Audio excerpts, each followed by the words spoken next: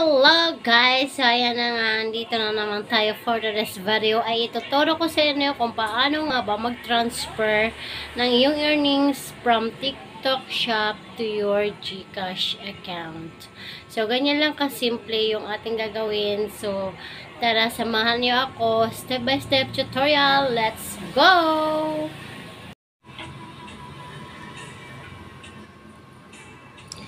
Hi guys! So for this video guys, papakita ko sa inyo kung paano tayo mag-withdraw sa ating TikTok shop. So punta lang tayo dito sa TikTok shop.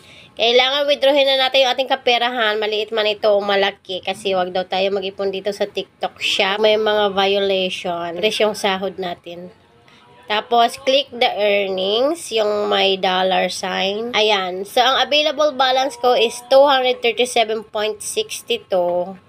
Click the withdraw. So, bali nakalink pala dito sa akin is yung GCash account ko. Nakalink na. So, ilalagay, type natin dyan, 237.62.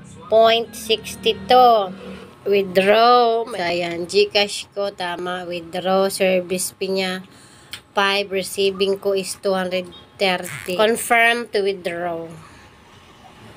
Withdraw and process. Ayan, oh. Oh my God, nalagay ko na sa aking GCash. Screenshot lang natin siya. Ang kaniya bayad pag transfer sa GCash is 5 pesos. Pero pag sa bank account daw is nasa 18 or 20. So, i-back natin. Tapos, titingnan natin. So, ayan. Zero balance na yung ating earnings sa TikTok shop.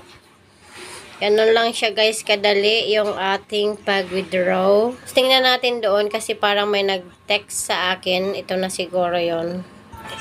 Ito na, pumasok na nga. Oh, from TikTok shop. Your new balance is 200. Ayan, 232 na yung ating balance.